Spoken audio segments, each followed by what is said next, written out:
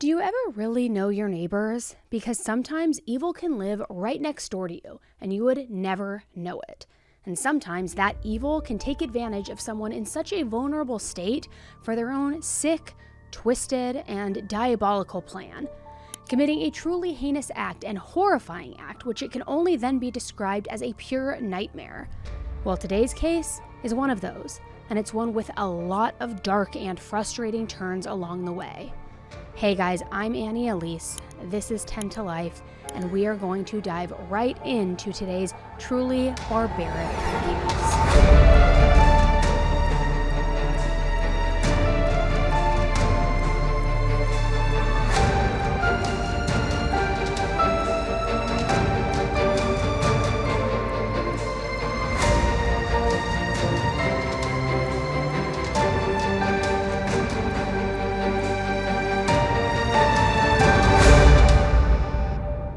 Alright, 10 to Lifers, you have heard me talk about Magellan TV before, but I need to talk to you about it again, okay? Because we are about to enter like the peak pinnacle of spooky season, which means it is time to binge true crime documentaries. Now let me talk to you about Magellan TV. They are a different kind of documentary streaming service. They have so many documentaries available, all different types of genres. You know, I'm always poking around in the true crime, and they are adding new content every single week. Hours worth of new content. There is always something for you to binge. There is something for everybody. Right now in my queue is a documentary called A Mother's Madness, which actually talks about a woman who killed 5 of her children. And I wanted to watch this and add it to my queue because I'm just very curious about the uptick we have been seeing in familicide. So I have that in my queue to watch, but they have so many others. Now, in addition to all of the new content they're constantly putting on their platform, everything is available to stream from any device. Your tablet, your phone, your computer, you can watch it on any device, and it is always streaming in 4K. Now, because Magellan is such an incredible, just like chef's kiss partner of the 10 to Life channel, they are offering you a free month-long trial. All you got to do is go to that link in my description and then bam, boom, bam, you are hooked up, my friend. You are going to be obsessed with it just like I am. I guarantee it. So tell me what's in your queue. Tell me what you're watching. Let's all get our froyo, our fuzzy socks, and let's all watch these documentaries together. All right, guys, go get your free month trial. Hit that link and thank me later. 22-year-old Savanna Greywind was born on August 9th, 1995 in Belcourt, North Dakota. She had 3 siblings, brothers Joe and Casey, and her younger sister Kayla. Her parents, Norberta and Joe Greywind, were so proud of all of their children. Savanna and her family lived in Fargo, North Dakota up until she was 9 years old when they moved to the Spirit Lake Reservation in 2005. Spirit Lake is a Native American reservation that is located in the east central North Dakota area on the southern shores of Devil's Lake. Savanna's dad is a Spirit Lake Native American, while her mother is a member of the Turtle Mountain Band of Chippewa Indians. Now, Savanna grew up with family being the first priority, and she was always helping out when needed, whether it came to helping raise her niece and nephew or spending quality time with her grandparents and assisting them. Savanna loved her family and just wanted to help them in any way that she could. And she also really loved animals, especially horses. Savanna had a boyfriend named Ashton Matheny, and the two of them were high school sweethearts who met while Savanna was just a sophomore and Ashton was a freshman. Savanna's parents were really protective of her, and initially they didn't want her dating at all. In fact, the first time that Ashton went over to Savanna's house, her family grilled him with questions. All sorts of questions, such as what his future looked like, all sorts of things, which most young teenagers have no idea what their future holds. But fortunately, Savanna's family warmed up to Ashton and agreed to the two of them going out. Savanna and Ashton stayed together throughout all of high school, and after, they had made some big plans for their future together. Once Savanna graduated high school in 2013, she then started pursuing getting her Certified Nursing Assistant license, also called a CNA license. After getting the license, she went on to work in Devil's Lake at a nursing home called Eventide. Then in January of 2016, she transferred to a different branch of that same nursing home back to where she lived as a kid in Fargo. If you're not familiar with Fargo, Fargo is a very large city in North Dakota with a population of over 120,000 people. It is considered to be one of the absolute best places to live in North Dakota, with its affordable costs of living, its top-rated schools, and a great job market. And what's so great about Fargo is that even with its big population, Fargo is known for the typical Midwestern friendliness. Now, aside from her professional life, Savanna had dreamed of becoming a young mother. And while Ashton was hesitant at first to become young parents, on his 21st birthday, he agreed to have a baby. And not long after that, Savanna was pregnant. The two of them put a deposit on a new apartment and were so excited for what the future was now holding for them. On Saturday, August 19th, 2017, Savanna was at home enjoying a lovely Saturday afternoon. She was living in a basement apartment with her parents, one of her brothers, and her sister. The apartment building was 3 stories and walking distance to the local elementary school. One of Savanna's neighbors who lived on the 3rd floor, Brooke Cruz, asked Savanna if she could help her with the sewing project. See, Brooke needed a model for a dress that she was sewing, so she would know exactly where to pin the dress and how she was going to sew it. However, this in and of itself was kind of weird because Savanna was 8 months pregnant, and Brooke was not pregnant at all. So the size difference was definitely noticeable, and why would she need Savanna to be the fit model for this dress? It wasn't really making sense. But Brooke even went as far as to offer Savanna $20 for helping her out. Now remember, Savanna was a nice person who always wanted to help out others, so she of course agreed. At 1:24 p.m., Savanna texted her mom to let her know that she ordered a pizza for the family for lunch, and she also said that she was going to go over and help Brooke with the sewing project really quick, but that she would be back. She also texted her boyfriend Ashton at that time to check in with him since he was staying at his mom's house in Grand Forks, North Dakota, watching the place for her while she was out of town. Just communicating with everybody, letting them know her plans for the day. Later that day, Savanna was supposed to drive her brother to work, so when she didn't return close to 2:30, her mother Norberta sent Casey to go check on Savanna and see if she was done or not with that sewing project with Brooke upstairs. So Casey went up to the 3rd floor to knock on Brooke's apartment door. He thought he heard a sewing machine running, but nobody was answering the door. Then Savanna's dad, Joe, came up to check, and after knocking for a few minutes, Brooke finally answered the door. But she said that Savanna wasn't quite done yet and would need a little bit longer. At 2:33 p.m., Norberta texted Savanna without a response as well. As all of this was going on, William Hoehn, Brooke's boyfriend, came home sometime between the time that Savanna's mom had sent her last text to Savanna and the time that she then ultimately decided to drive Savanna's brother Casey to work at 2:40. But to their knowledge, Savanna was still just working on that sewing project. Norberta arrived back home from dropping Casey off around 3:15 p.m. She had assumed that Savanna was back home in her room at that point, napping or doing something, so she decided to do some laundry. But around 4:30 p.m., she realized that Savanna wasn't in her room, and so she went back up to Brooke's apartment to see if Savanna was still working on that sewing project. Brooke at this point told her that Savanna had already left not too long after her dad, Joe, had come up to check on her. But at that point, Norberta knew that something wasn't quite right. She knew that Savanna would never just up and leave without telling anyone, let alone when she was 8 months pregnant. Not to mention, Savanna had left her wallet behind. Norberta called Fargo police to let them know that Savanna was missing. Police arrived a little after 5 p.m. to speak with her about Savanna. Norberta let them know that Savanna had gone up to the 3rd floor apartment, apartment number 5, and that she was going there to do a sewing project with Brooke. So police went upstairs to speak with Brooke in that apartment. The police then conducted a search of Brooke's apartment after she had allowed them inside. But police found nothing out of the ordinary in Brooke and William's apartment, which then only brought more worry and more stress onto Savanna's family. As the night went on, Savanna never returned home. Savanna's family called the Fargo Police Department to let them know that she was still missing. But at the time, the police department let the family know that there was only so much they could do at that point, because Savanna was legally an adult, which meant she was old enough to make her own decisions. And being that there was absolutely no evidence of any criminal activity in or around the apartment building, they figured that she very well could have just walked away on her own. But Savanna's family knew that that was not the case. They knew Savanna would never do that. The police department's lack of eagerness with the case was frustrating Savanna's mother, Norberta, tremendously. She felt like the police were being rude and had absolutely no sympathy toward the situation. But around 10:30 p.m., police did come back to search Brooke and William's apartment once more, since again, that was the last place that Savanna was at.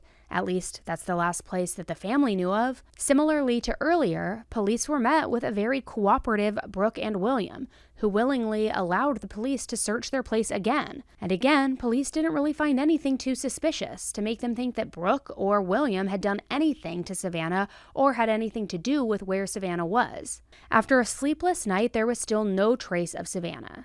Savanna's family started to outsource the search party by going to the public for help. The police searched apartment number 5, that of Brooke and Williams, yet again for a third time, but this time for unknown reasons, but with no avail. They talked to William again too, and William was sticking to his story, that he didn't have any idea where Savanna was. Okay, so you get in, you go upstairs. I seen Brooke, and she introduced me to that Savanna girl. Mm-hmm. And she just said, "Hi, honey, bedroom. This is Savanna." Hey, I went to bedroom, started to undress for my day. I wind my shit, empty out my pockets, fired up my computer. Yeah, I fired up my computer. Started my shower, and her dad come knocking. Savannah's dad? Yeah. And then she took her off. In the hours and days to come, there wasn't much news to report, and it was extremely frustrating and terrifying for Savanna's family. However, that was until William was spotted making a very suspicious purchase. On August 21st, just 2 days after Savanna went missing, William had an outstanding warrant that got him arrested after he got back home from a trip to Walmart where he was buying diapers. But the weird thing was, neither he nor his girlfriend had a baby, and they also didn't have a kid in diapers. After a quick interview with police, William was free to go, but as the days and nights went on, the search for Savanna seemed to be getting nowhere. Savanna's case sadly wasn't making major headlines either. In fact, it wasn't until 4 days later, on August 23rd, that her case became front-page news. On August 23rd, a prayer event was held for Savanna in downtown Fargo at the Sanford Medical Center. The event was held not only for prayers for Savanna's safe return, but also to call out to the Fargo police that they request FBI assistance in order to further this case, get it moving, get it going. A $7,000 reward was also put in place for the hope that someone would come forward with information, any sort of tip. On Thursday, August 24th, 5 days after Savanna disappeared, the Fargo Police Department informed the public via social media that the majority of the police's investigative department were now working on Savanna's case, and that they were working around the clock, and that they were also keeping federal officials in the loop as well. The statement also discussed the 3 unsuccessful searches of Brooke's apartment, and also said that they had been actively searching Red River, which is a 550-mile-long river stretching from north-central United States to central Canada. They said they were using canine dogs and also conducting aerial searches, all in hopes to find Savanna. A few hours later at 2 p.m., finally, a major breakthrough happened in this case.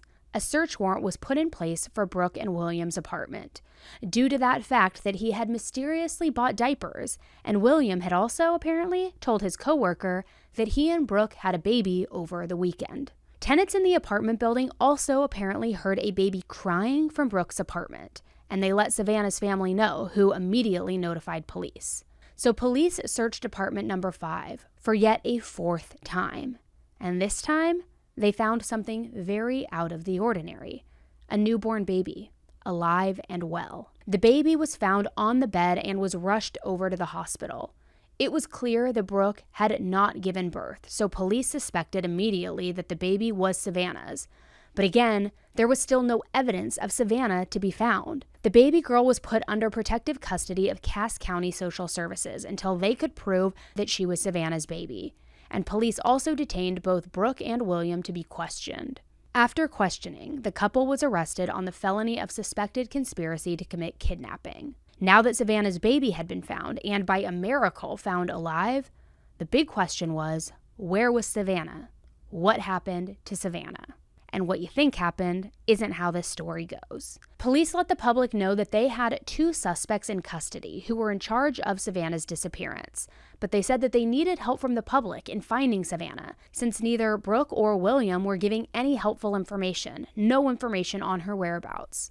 The day after the police found this baby girl, during a news conference when they were asked about whether the previous day's raid brought any new information on where Savanna might be, the police chief simply answered, "Not that I'm aware of." Police then went on to say that people should be checking their property, their garages, their outbuildings, etc. They encouraged landlords to look into any vacant properties that they might own and also asked the public to go through local dumpsters. They also mentioned that if anyone had seen a brown 1996 Jeep Grand Cherokee recently, the police wanted to speak with them, since that was Brooke and William's car. Chief Todd also said that he didn't have a specific direction to point people in at that very moment. Throughout the entire investigation, Savanna's family felt like the Fargo Police Department just was not doing enough. So on Friday, August 25th, the family decided to take matters into their own hands yet again, and they put together their own search with the public's help. Over the course of 3 days, hundreds of people from in and around the community of Fargo gathered together to search for Savanna, looking through woods, parks, neighborhoods, and pretty much anywhere that they could think of. And while police weren't a part of the public at first that Friday, by the end of the weekend, the police and the volunteers all were working together to find Savanna. But after all of that team effort, police received a call from random people kayaking who said that they found a body-sized object at Red River. And heartbreakingly, it was in fact Savanna that they had found. Her body had been put in garbage bags and found on a fallen log. While another area, an abandoned farmhouse in Clay County, Minnesota, was being searched due to suspicious items being found, the farmhouse was ultimately ruled out in connection to Savanna's murder. The following day, Monday, August 28th, both Brooke and William were charged with conspiracy to commit murder, conspiracy to commit kidnapping, and providing false information to the police. Brooke told police that Savanna actually gave her the baby 2 days after she had disappeared, after Brooke had somehow admittedly taken advantage of Savanna to give her the baby. Brooke said that she told Savanna how to induce birth the day that she came over for that sewing project. And then 2 days later at 3:30 in the morning, Savanna showed up at her door, giving away the baby. Okay, then why lie about it? Why not come clean right when that happened? But apparently, Brooke and William didn't get their story straight with all of this, because William told the police a completely different story. He told the police that when he got home from work that day, 2:30, the day of Savanna's disappearance, he walked into his apartment only to find Brooke cleaning up a bloody bathroom. She then handed him a baby and said, "This is our baby, this is our family." After that, he said he then took garbage bags of bloody towels and shoes to an apartment building in West Fargo. I mean, just evil, monstrous people. But why? And how did this happen? A $2 million bail was then set for Brooke and William. The judge gave the couple a chance to respond to their bail, and William said, and I quote, "I know that $2 million is unattainable for any regular person. That's not a reasonable bail." It is very disturbing that William thought he deserved anything reasonable after what he said he admitted that he had done. After the arrests were made, even more was revealed about Brooke and William. It came out that Brooke had at least 7 children whom did not live with her, 5 of whom belonged to different men. 2 of the dads even sued Brooke for child support previously, and William fathered 2 kids. One of his children he had physically harmed when they were a baby, even fracturing their skull, which left William with a no-contact order regarding his son, and also led to him pleading guilty to child and neglect. For whatever reason, either Brooke or William, or maybe both, wanted another baby together, though. Why they didn't have one together on their own, who knows? And why was Savanna their target? Both Brooke and William let authorities know that the baby was Savanna's. However, it wasn't fully confirmed until a couple of weeks later on September 11th.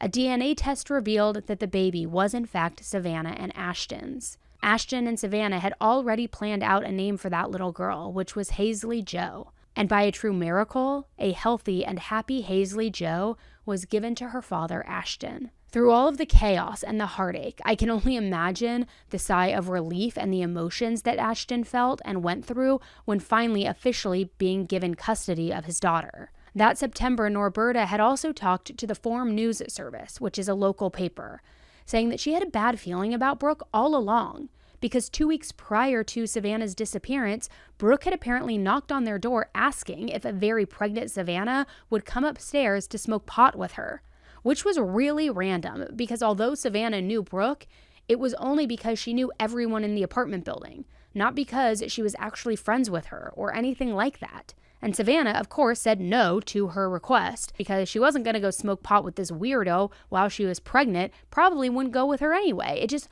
was so bizarre. Something that also came out was from neighbors who lived downstairs from Brooke and William. They told the Forum that they had heard loud noises coming from Brooke's apartment the Saturday that Savanna disappeared. But they said that they didn't think anything of it due to them always hearing fighting and loud noises coming from Brooke and William. They said that they heard the noises going on for 20 minutes, and then they heard the shower turn on. So as time went on, Brooke decided to go about a more honest approach when it came to what she truly did. On December 11th, 2017, Brooke admitted her guiltiness, pleading guilty to conspiracy to commit kidnapping, conspiracy to commit murder, and lying to the police. She didn't have a plea deal in place, but hoped that by admitting what she had done, it would give her a less harsh sentence. On Friday, February 2nd, 2017, Brooke went on trial, and Savanna's family, including Hazley Joe, was right there in the courtroom. And during this, more light was shed on what happened that day from prosecutor Tanya Johnson-Martinez. Brooke had told police that she had asked Savanna to come up to the apartment to help with that sewing project, but that when Savanna got there, Brooke started an argument with Savanna, saying that Savanna had been mistreating her cats. Brooke said that she pushed her to the ground where Savanna became unconscious after hitting her head on the bathroom sink.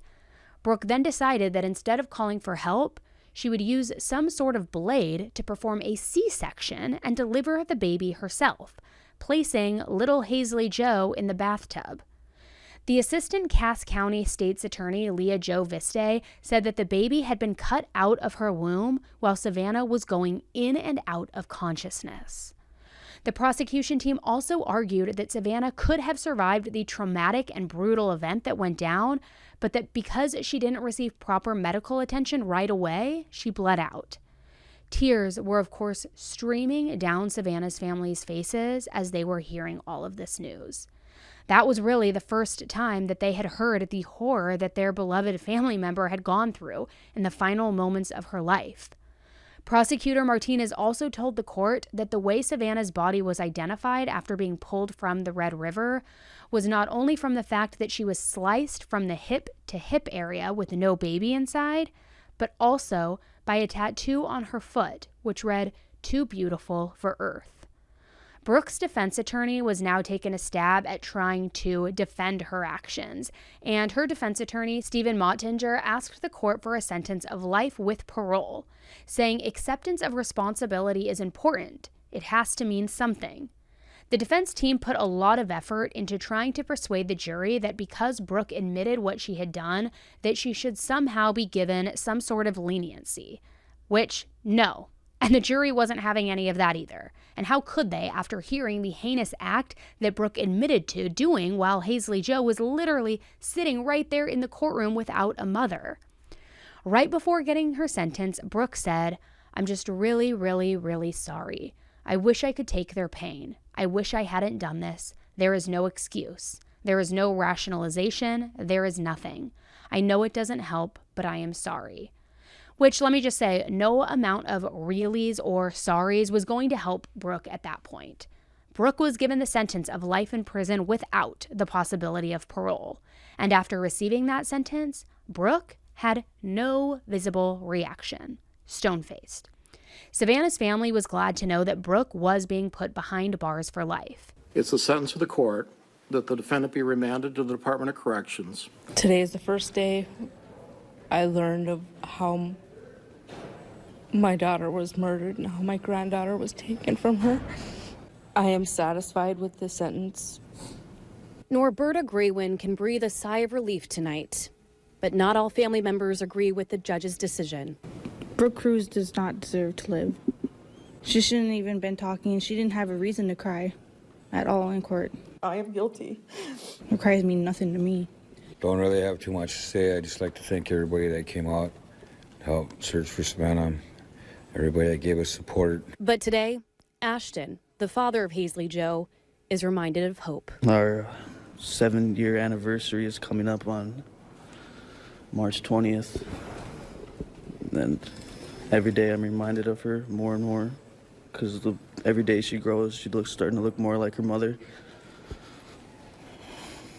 I miss Savanna so much. I've never put love into someone like I did her. And even after Brooke received the highest form of punishment permissible in North Dakota, there were still a lot of questions centered around Savanna's death. Did Brooke act alone, or did William help her? How did they go days without getting caught, especially after police had searched their apartment multiple times? Later that year, on September 4th, 2018, William stuck his ground, pleading guilty only to kidnapping and providing false information to the police. He claimed he was not guilty when it came to the charge of conspiracy to commit murder. Finally, on September 28th, 2018, William's 6-day trial began.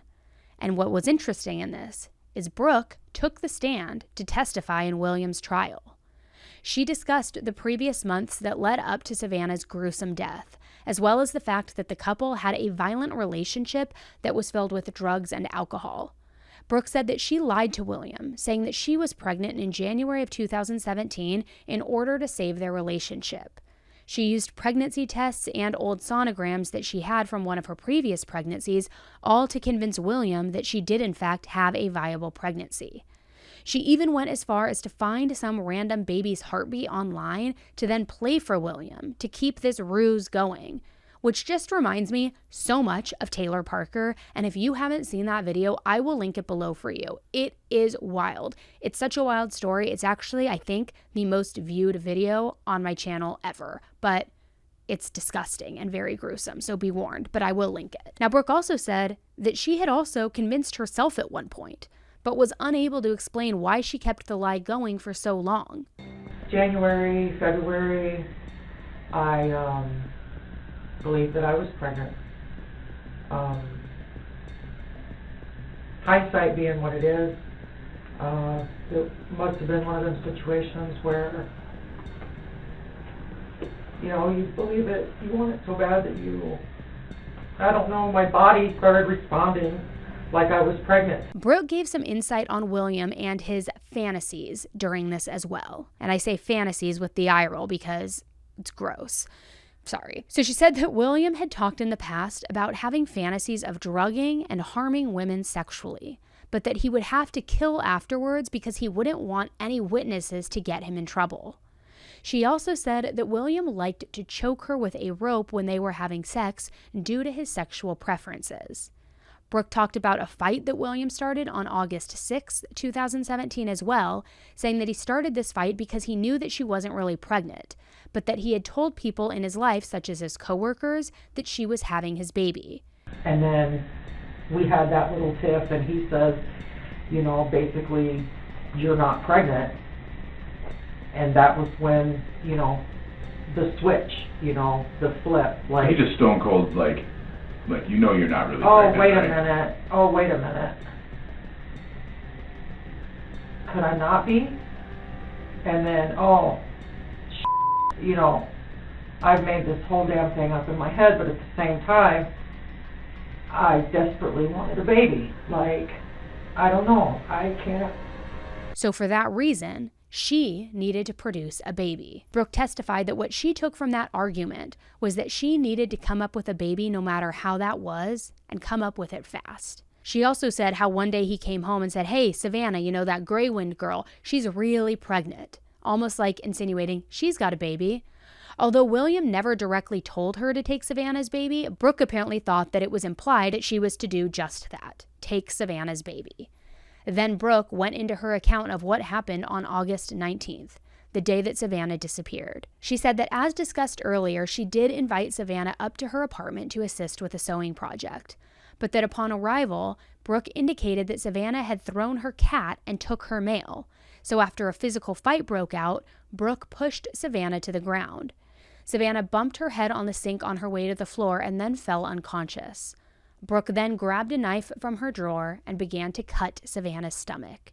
Then she reached in, grabbed the baby, all while Savanna was falling in and out of consciousness. Shortly after doing so, William arrived home, walking into the bathroom and asking if Savanna was dead. Brooke simply replied, "I don't know. Please help me."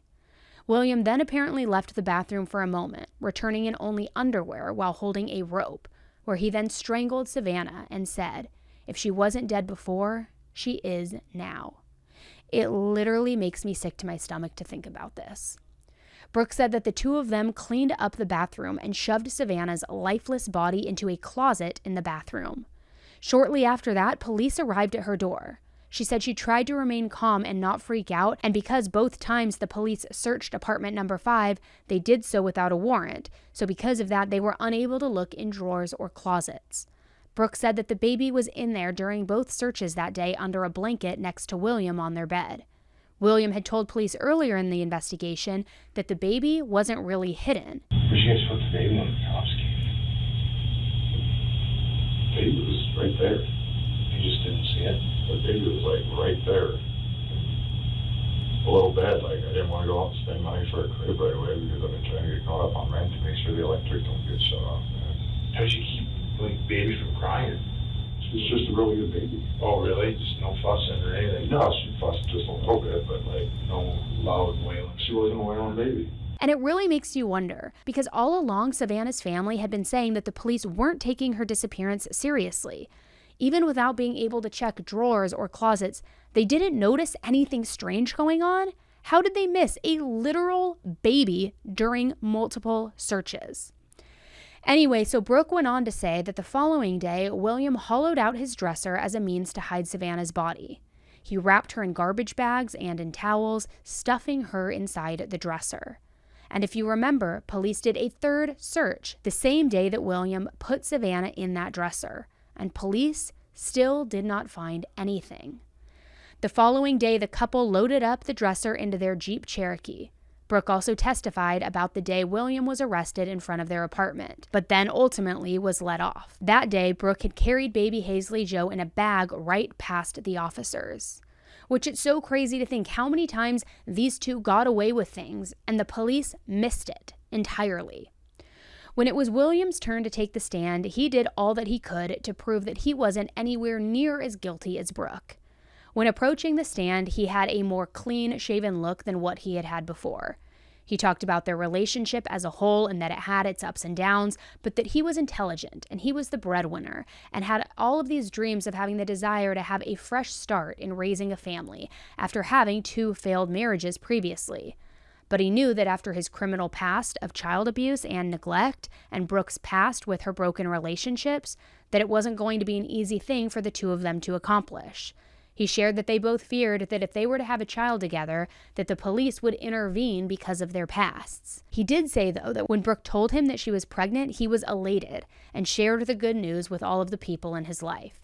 He said he had no reason not to believe Brooke throughout the pregnancy, due to the lengths that she went to cover her tracks, produce the sonograms, the heartbeat, and apparently due to the fact that her body was changing. I'm shaking my head because you're the father of 2 children. Yep. And you couldn't recognize when some woman was pregnant or not? She pulled the wool over your eyes that easily? You're the father of 2 children. I do have 2 babies already that I got to be right there with. And I'll say... So certainly you can recognize a pregnant woman. Oh yeah, I can recognize a pregnant woman walking down the street. And Brooke had told me, she said, you know, I never really got big with any of my pregnancies. And then, you know, she said there's kind of different ways that a girl can carry a baby, where they kind of carry it forward, or they carry it high, or they carry it low. She always had a nice, reasonable explanation, and she's a very intelligent person. She's a very intelligent person. And she's also somebody that had like a passionate spunk about her. So like when she got challenged about things, she would argue vehemently, I think that's the right word, just like with a passion. So she pulled the wool over your eyes? Yeah, absolutely.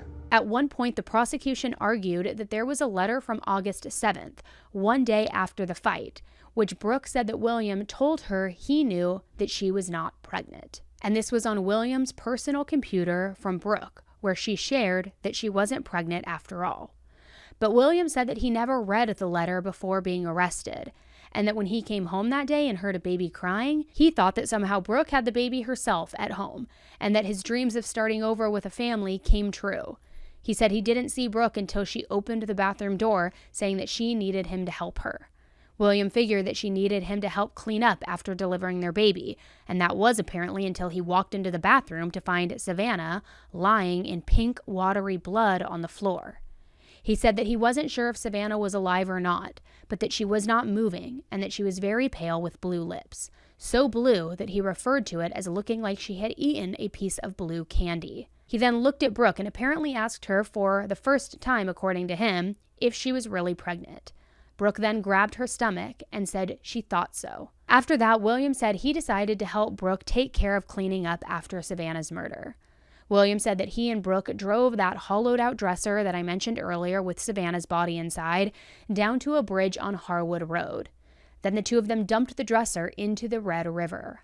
Savanna's body must have slipped out at some point since it was not found in that dresser, and it's actually unclear whether or not a dresser was ever found and recovered. Then even more information came out at the trial. A cellmate of Brooke's named Jennifer Robinson took the stand to testify against Brooke. Jennifer said that Brooke had told her that she was the one who strangled Savanna with the rope and then performed the C-section in under 3 minutes. Jennifer said that not only did William have no part in killing Savanna, but that when it came to the bathroom door and him seeing her body on the ground, he began crying and shaking. Now, Jennifer had quite a rap sheet that made it a little bit difficult for her claims to be taken seriously, including lying to the police. Brooke claimed that the two weren't good friends like Jennifer had told the jury, and that she never told her what happened that day. And it's really hard to say if Jennifer was telling the truth, but either way, she got some of the stuff right, such as police searching their apartment 3 times and missing the body each and every time. Finally, on September 28, 2018, the jury came back, and they acquitted William for the charges of conspiracy to commit murder. And on October 30th, 2018, because he had pled guilty for kidnapping, William was sentenced to life in prison. The following spring, in May of 2019, William decided to appeal with the Supreme Court, which, shockingly, worked in William's favor. The North Dakota Supreme Court found that his dangerous special offender status that he was given was not appropriate, ordering him a resentencing. He was given the dangerous special offender status due to the fact that he had a criminal record of child harming in the past. So on October 7th, 2019, the resentencing trial went down, during which he said that he thought and prayed for Savanna's family every single day, and he urged how sorry he was. William said that he couldn't explain why the crime happened, but that maybe Brooke could. He went on to say, "With that said, the state is right. This is inexcusable." He told the court that he has since tried to take responsibility for his actions and has been trying to make the world a better place since all of this went down. He concluded by saying, "I'm sorry doesn't cut it, but I am." The judge who sentenced William to life in prison originally, Judge Olson, said it wasn't hard to sentence William the first time around to life in prison, but since the Supreme Court didn't agree with that choice, he was still going to sentence William to the harshest punishment he was able to do, which was 20 years in prison. Due to William already having spent 775 days behind bars at that point, it meant he would only have to serve 17 more years after this new 20-year sentencing. It is awful to think that Savanna never got to see her daughter's first laugh, first steps, first cry, first smile, sent her off for her first day of school, or just see her grow up in general. But if there is at all a silver lining to this at all in any sort of way, it's that while precious Halsey Jo was born into this world in one of the most gruesome and unnatural ways, she somehow came out unscathed. She is now 6 years old and in kindergarten. Savanna's parents, Norberta and Joe, are currently raising Halsey Jo, and while Ashton is still around, not much is publicly known about him. I can only imagine the mental anguish that he has gone through all of these years. Grandma and Grandpa Norberta and Joe do a wonderful job of keeping Savanna's memory alive so that Hazley Joe will always know how beautiful, caring, and special her mom was. They also have a public Facebook page called Savanna LaFontaine Greywind Official, and here they post updates on how Hazley Joe is doing. You can really tell how loved Hazley Joe is and just how cherished and respected Savanna still is with her family. Family was always a huge part of Savanna's life and so important to her. So it's so nice to see that Hazley Joe is still going to grow up with those same traditions, the same values, even without her mom here. Savanna was such a selfless person, and her tattoo really did say it all. Too beautiful for this earth. One other silver lining from this heinous situation is that Savanna's murder also led to a bill that was signed into law in October of 2020 called Savanna's Act. The law was put in place to help improve the federal response to murdered or missing Indigenous persons. And I am so glad that Brooke is behind bars for life, but admittedly, I am a bit disappointed that William will be out in around 13 years or so. He was only 33 when sentenced, so when he makes it out of prison, he's going to be in his early 50s, and he still could go on and lead a long life outside of bars. How is that justice? Whether or not he did strangle Savanna, he was extremely complicit throughout the day that Savanna died, and the days to follow with the cover-up. But what do you guys think? Do you think that his retrial was right? Or do you think that his original sentence of life in prison was right exactly how it was? Also, what are your guys' thoughts on how the police handled her investigation? I still can't wrap my head around the fact that the police missed that not only was Savanna's body inside that apartment, but so was a baby, hidden in plain sight. It really makes me wonder how serious they took this case in the beginning. It's not like these apartments were big with a lot of rooms and a lot of spaces and areas to hide things.